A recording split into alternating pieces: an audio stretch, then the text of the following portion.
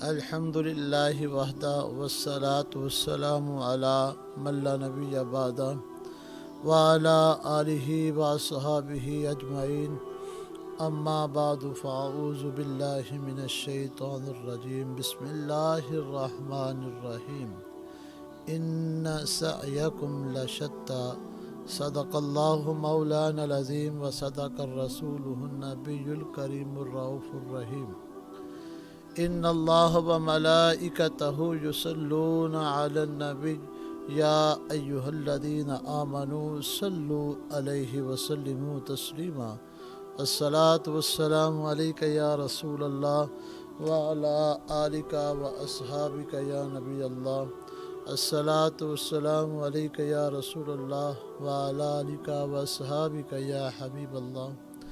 اللہ تعالیٰ کی حمد و ثنا اور حضور نبی کرم صلی اللہ علیہ وآلہ وسلم پر درود و سلام عرض کرنے کے بعد آج کا یہ پروگرام درس صراط مستقیم انعقاد پذیر ہے۔ آج جمعۃ المبارک بھی ہے اور یعنی کہ رمضان المبارک کا دوسرا جمعہ، اور آج روزہ 13واں روزہ چل رہا ہے۔ خالق کائنات ہمیں اس کی برکتیں حاصل کرنے کی توفیق عطا فرمائے۔ کائنات میں موجود ہر چیز کو دیکھنے کے لیے دو انداز ہوتے ہیں، ایک ہوتا ہے مثبت اور ایک ہوتا ہے منفی۔ دو طریقوں سے انسان دیکھتا ہے۔ اسی طرح اپنے معاملات میں انسان ہر چیز کو مثبت سوچ کے مطابق دیکھتا ہے، منفی سوچ کے مطابق دیکھتا ہے۔ تو جو بندہ مثبت کے مطابق سوچتا ہے وہ اپنے اس معاملات کو درست کر لیتا ہے، اور جو منفی انداز سے دیکھتا ہے وہ اپنے معاملات کو خراب کر لیتا ہے۔ انسان صرف 10%، ماہرین کہتے ہیں صرف 10% انسان اپنے ہاتھ سے کما کر سوچتا ہے، لیکن 90% ایسا ماحول ہوتا ہے کہ انسان معاشرے کے اندر چھوٹی بڑی چیزوں کو سامنے رکھ کر اس سے منفی اور مثبت چیزوں کو سوچتا ہے۔ اللہ تعالیٰ نے انسان کو سوچنے کے دو انداز دیے، منفی اور مثبت۔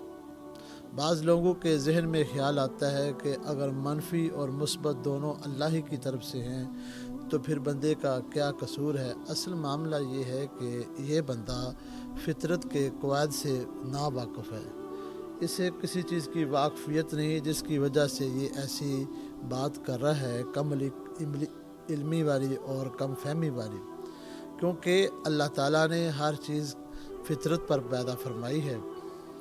تو خالق کائنات وہ تو ایسے ہی ہے کہ لوگ بندہ کہے کہ اللہ نے رات بنائی تو دن کیوں بنایا، دن بنایا تو رات کیوں بنائی، یہ چھری بنائی ہے تو انسان سبزی کاٹنے کے لیے بنائی ہے تو گلا کاٹنے کے لیے کیوں بنائی ہے۔ وہی بات یہ ہے کہ ہر چیز اپنی ضد سے پہچانی جاتی ہے۔ مثلا کہ انسان، کوئی بھی انسان ہے وہ کفر ہے، کفر کی ضد ہے ایمان۔ اسی طرح کہ انبیاء کی جو ضد ہے وہ شیطان ہے۔ اسی طرح خوشی کی جو ضد ہے وہ غمی ہے، تو اپنی غمی سے انسان کی خوشی بھی پہچانی جاتی ہے۔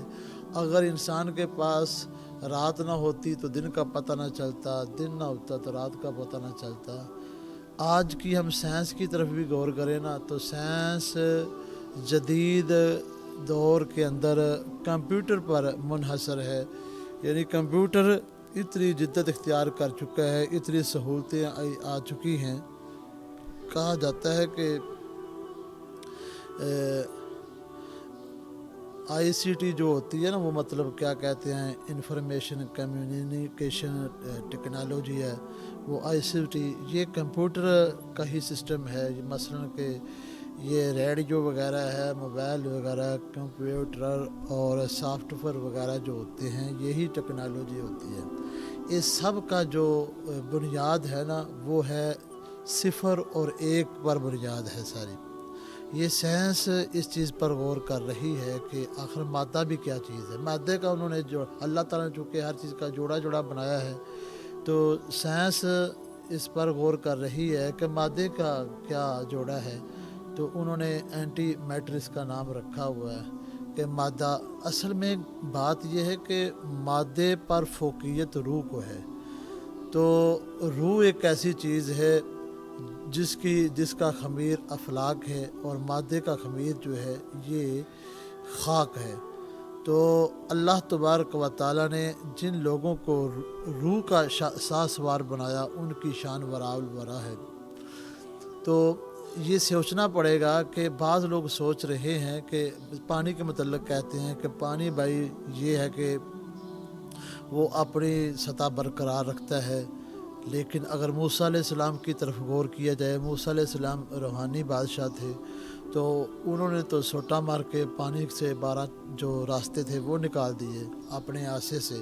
اسی طرح نبی کریم صلی اللہ علیہ وآلہ وسلم معراج کی رات گئے اور سید البشر حالت بشریت کے اندر گئے، تو ساری منزلیں طے کر کے گئے۔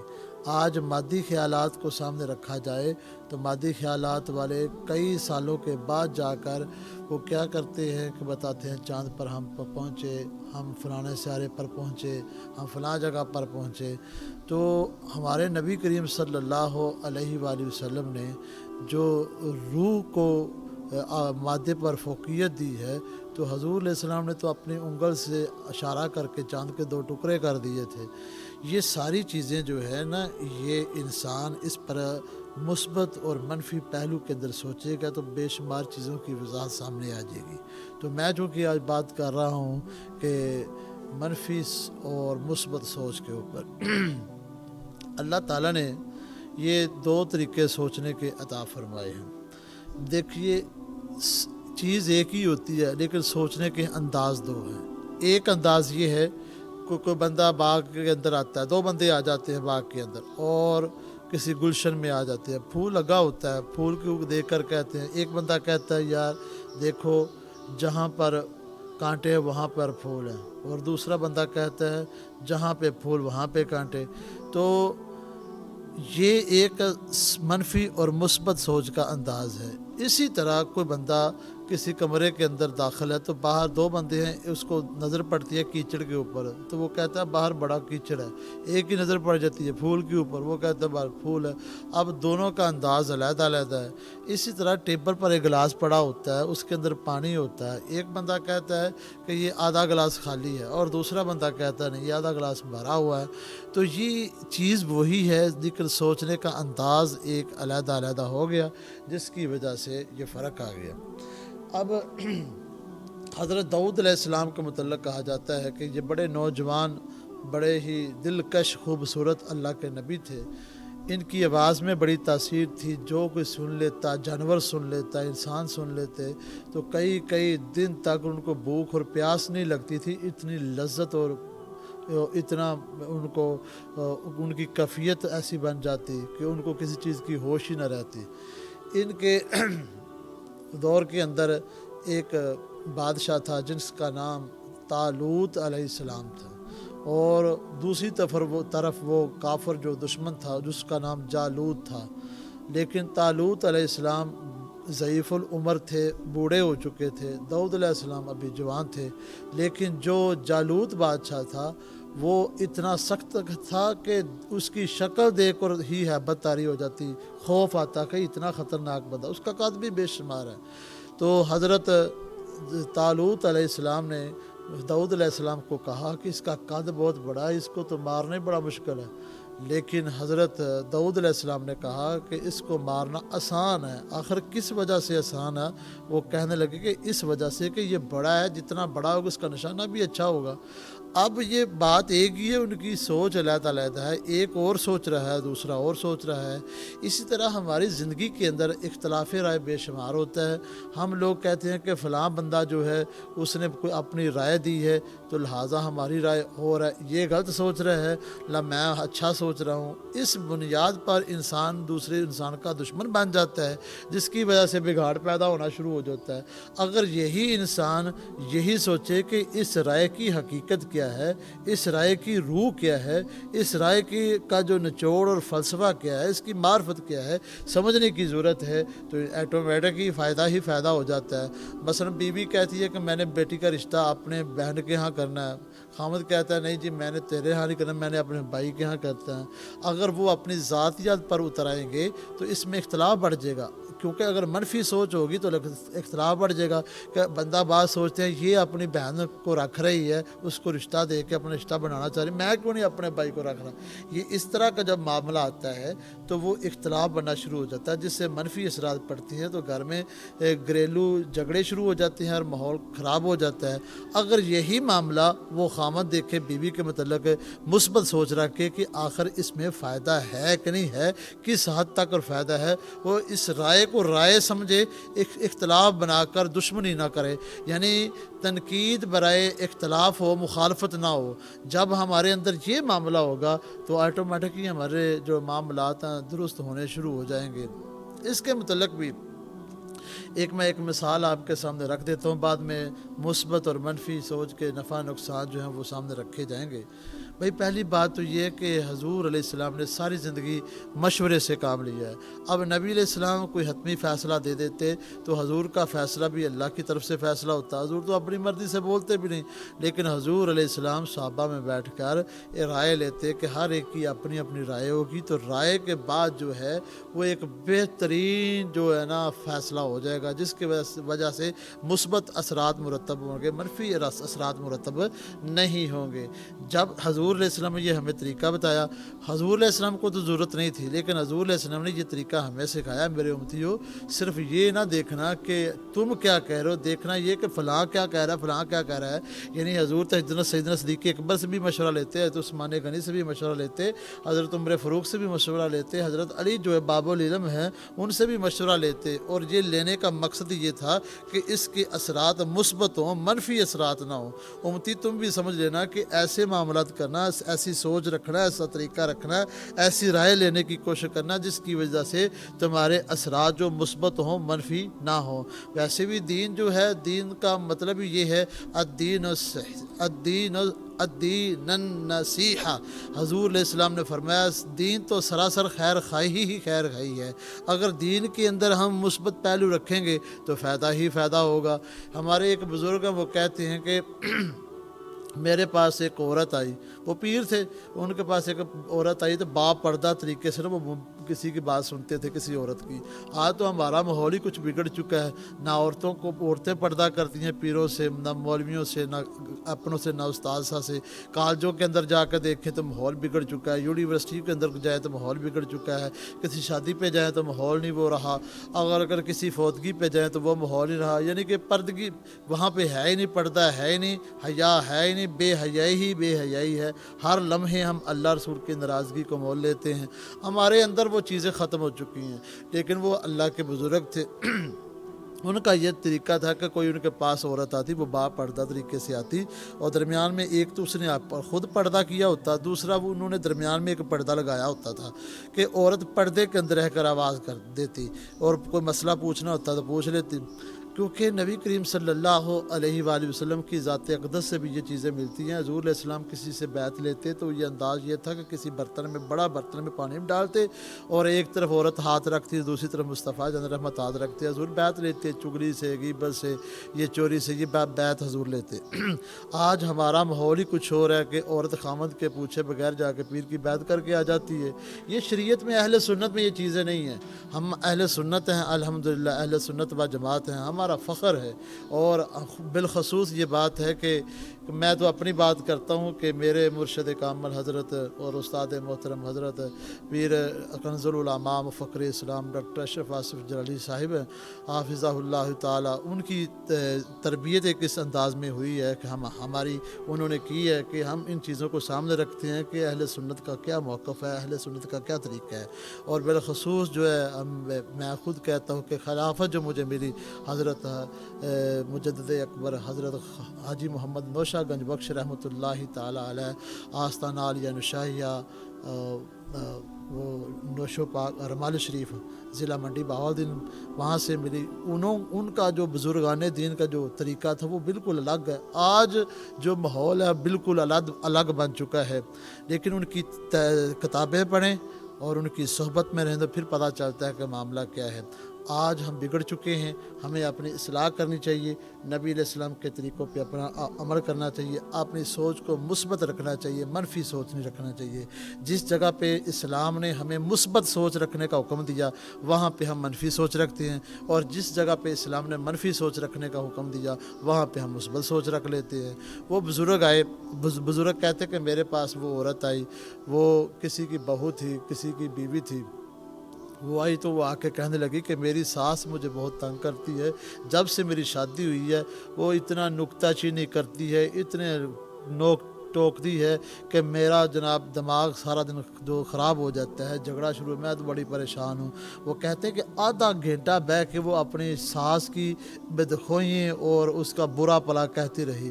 آدھے گھنٹے کے بعد جب وہ باتیں سنا کے اس کی آنکھوں میں آنسو آ گئے، وہ پیر صاحب کہنے لگے کہ اے اللہ کی بندی، رونا کا فائدہ کوئی نہیں، مجھے یہ بتاؤ پہلے نمبر پر تمہارا خاوند تمہارے ساتھ کیسا سلوک کرتا ہے؟ وہ کہنے لگی میرا خاوند تو میرے ساتھ بہت اچھا ہے۔ اچھا تمہارے گھر کا ماحول کیسا ہے، یعنی کہ غربت ہے کہ امیری ہے؟ وہ کہنے لگی عالی شان بنگلہ ہے۔ اچھا کوئی گاڑی وغیرہ بھی ہے؟ وہ کہنے لگی ہاں گاڑی وغیرہ بھی ہے، گاڑی ہے، بنگلہ ہے، خاوند بہت اچھا ہے، خاوند کی تو مثال ہی کوئی نہیں۔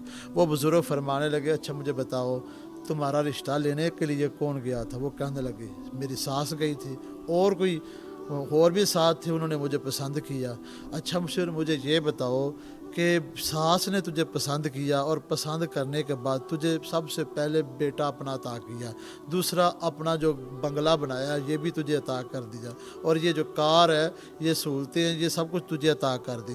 اب تیری آدھا گھنٹہ کی جو تقریر ہے، باتیں ہیں، وہ ایک طرف کر لیں کہ تیری ساس کا جو تیرے ساتھ رویہ ہے کہ اپنا بیٹا بھی دے دینا ہونہار، جو تجھے پیار کرے اور تجھے خوشحال رکھے اور تجھے بنگلہ بھی دے، کار بھی دے، وہ اب بھی بری ہے، ابھی بھی بری ہے۔ تو کہتی ہے وہ اچھی نہیں ہے، جتنی وہ اچھی ہے کوئی بھی نہیں۔ دنیا کے اندر کو کسی کے اوپر احسان کرے تو اس کا احسان اتارتے انسان ساری زندگی گزار دیتا ہے۔ تیری ساس نے اتنا بڑا احسان کیا جس پر پہلے نمبر پر وہ بیٹا اپنا جوان کیا، جب وہ خدمت کا وقت تھا اس نے اپنے پاس نہیں رکھا، تجھے دے دیا۔ اب وہ بیٹا دینے کے بعد اپنے جو خامد کی کمائی تھی، بیٹے کی کمائی سے بنگلہ بنا تھا، وہ بھی تجھے تاکہ تجھے مالکن بنا دیا، پھر اس نے کار بھی تجھے دے دی اور طرح طرح کی ضروریات بھی پوری کی۔ ابھی بھی تو کہتی ہے کہ وہ میری ساس صحیح نہیں ہے۔ وہ ایم اے پاس تھی، وہ کہنے لگی کہ آپ نے تو میری ساری غلط فہمی دور کر دی ہے، میں تو منفی سوچتی تھی، مثبت سوچتی نہیں تھی، آج میں نے مثبت سوچا ہے، آپ نے سمجھایا ہے تو میری آنکھیں کھلی ہیں کہ انسان کو مثبت سوچ رکھ کر کوئی بھی اقدام کرے گا تو انسان کے لڑائی جھگڑے شکوے شکایتیں ختم ہو جائیں گی، ہر طرف خوشحالی ہی خوشحالی ہو جائے گی۔ اسی طرح میں آخری بات کرنا چاہتا ہوں، اس سے فائدہ کیا ہوتا ہے۔ حضرت عروہ بن مسعود رضی اللہ تعالی عنہما حضور کے بڑے ہی پیارے صحابی ہیں۔ وہ جب اسلام میں داخل ہوئے تو انہوں نے خود اپنا واقعہ بیان فرمایا، کہا کہ میں نے وہ کفار کی کمپنی کی طرف سے میں مسلمانوں کو چیک کرنے کے لیے آیا کہ وہ کیا کرتے ہیں، کس طرح کا کام کرتے ہیں، اپنے نبی کے ساتھ کس طرح کا سلوک رکھتے ہیں، کس حد تک مانتے ہیں، وہ کتنا پیار کرتے ہیں، وہ اس وقت کیا کر رہے ہیں۔ کہتے ہیں جب میں گیا تو کملی والے محبوب بیٹھے ہیں، تو حضور علیہ السلام کے ارد گرد حلقہ بنا کے صحابہ بیٹھے ہوئے ہیں۔ حضور علیہ السلام اپنا لاب دہن جب بھی پھینکنے کی کوشش کرتے ہیں تو صحابہ آگے ہاتھ کر کے فوری طور وہ لاب دہن پکڑ لیتے ہیں اور اپنے چہروں پہ مل لیتے ہیں۔ جن کو لاب دہن نہیں ملتا وہ ایک صحابی کے ساتھ دوسرا صحابی جو ہے نا وہ ہاتھ مل کے مس کر کے وہ اپنے چہرے پہ مل لیتا ہے۔ میں نے جب سوچا تو میرے دل کے اندر منفی سوچ نہیں آئی، مثبت سوچ آئی۔ جب مثبت سوچ آئی تو اللہ نے میری کیفیت ہی بدل دی۔ جب میں واپس گیا تو وہ کفار نے پوچھا کہ کیا کر کے ہو، کیا دیکھ کے آئے ہو؟ وہ کہنے لگے کہ میں وہ منظر دیکھ کے آیا ہوں جو کیسر و کسریٰ کے دربار کے اندر بھی نہیں ہے۔ پوچھا کیا دیکھا ہے؟ کہتے ہیں کہ وہ تو حضور کے غلام تو اس طرح کے ہیں کہ وہ اپنے نبی کا لاب دہن بھی زمین پر نہیں گرنے دیتے، تو جن کا حضور اپنے نبی کے اپنے آقا کا لاب دہن کی اہمیت اتنی ہے تو پھر وہ اپنے نبی کی رسالت کی اہمیت کتنی رکھتے ہوں گے۔ تو حضرت عبداللہ بن مسعود، عروہ بن مسعود کہتے ہیں کہ جب میں نے اچھا سوچا، منفی کی جگہ پر مثبت سوچا، اللہ تعالیٰ نے میری کھڑکی کھول دی سینے کی تو میں اسلام میں داخل ہو گیا۔ تو بھائی جو بندہ اپنے معاملات کو مثبت پہلو رکھ کے سوچتا ہے نا تو اللہ تعالیٰ ایمان کی دولت تو نوازتا ہے، اللہ تبارک و تعالیٰ اس کے سارے معاملات بھی سنوار دیتا ہے، پھر وہ اس کو کمی نہیں رہتی، وہ کسی قسم کا نقصان نہیں اٹھاتا، ہر طرف اسے فائدہ ہی فائدہ ہوتا ہے۔ تو لہٰذا ہمیں ایسا معاملہ کرنا چاہیے کہ ہر کام کو مثبت نظر سے دیکھا جائے، منفی نظر سے نہ دیکھا جائے، اور اگر منفی بھی ہو تو اس میں سے مثبت پہلو نکالنے چاہیے۔ جب نکالیں گے تو اللہ تبارک و تعالیٰ دنیا میں بھی برکتیں عطا کر دے گا اور آخرت میں بھی برکتیں عطا فرما دے گا۔ اللہ تعالیٰ سے دعا ہے اللہ تعالیٰ ہم سب کو مثبت پہلو اور مثبت سوچ رکھنے کی توفیق عطا فرمائے۔ وآخر دعوانا ان الحمد للہ رب العالمین۔